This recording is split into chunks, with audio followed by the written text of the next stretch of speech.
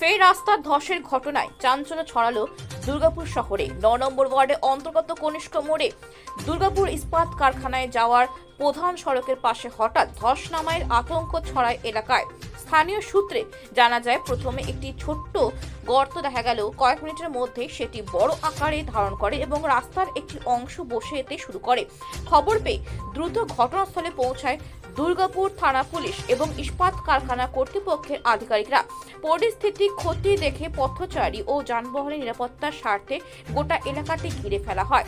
উল্লেখ্য, এর আগেও সেকেন্ডারি মোড় এবং সিআর দাস কনিষ্ক সংলগ্ন এলাকায় বড় ধসের ঘটনা ঘটেছিল।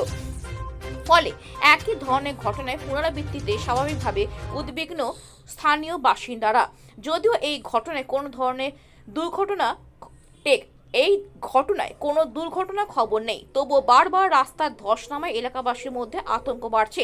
স্থানীয়দের দাবি, দ্রুত স্থায়ী সমাধানের ব্যবস্থা না করলে ভবিষ্যতে বড় ধরনের বিপদের আশঙ্কা থেকেই যাবে।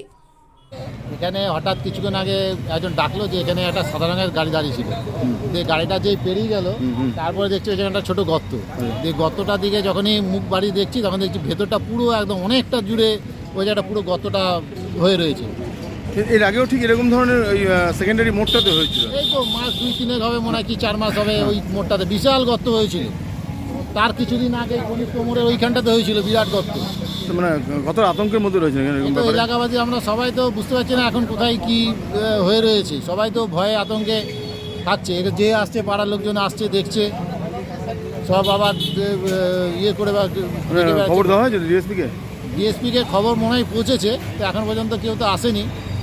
এখানে ইমিডিয়েট কিছু একটা যদি ব্যবস্থা না করলে পারে, হয়তো কেউ তো জানে না, চট করে বড় 4 চাকা বা ভারী গাড়ি কোনো আছে, তাহলে এখানে কিন্তু ঢুকে যেতে পারে। আপনার নাম? যা দেখে আমার নাম সঞ্জয়।